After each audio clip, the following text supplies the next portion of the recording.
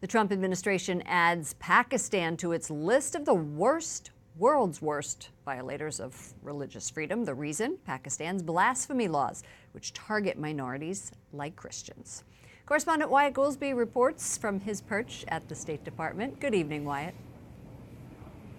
Good evening, Lauren. Today's announcement by Secretary of State Mike Pompeo means Pakistan could be hit with U.S. sanctions, but there are no plans to do so yet.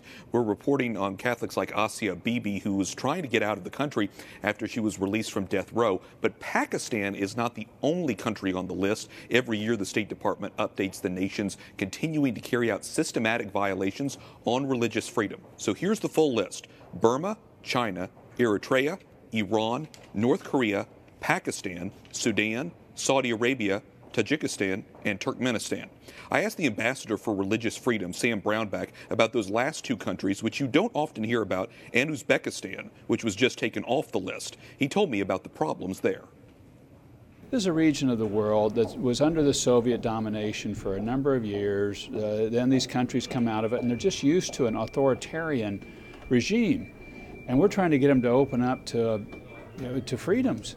Well, this is just something that they're now moving towards, and the Uzbeks are making some of the best positive statements and moves, and so we're trying to encourage them to encourage other people and countries in the region. Brownback speaking today on Capitol Hill about some of the challenges to wider religious freedom in Europe and Asia.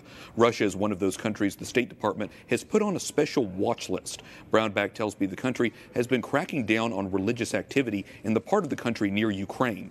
The Russians are not happy the Ukrainian Orthodox Church chose to split from the Russian Orthodox Church.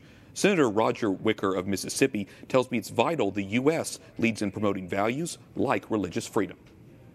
Without religious freedom, you really don't have freedom. I mean, you don't have freedom of thought, you don't have freedom of speech.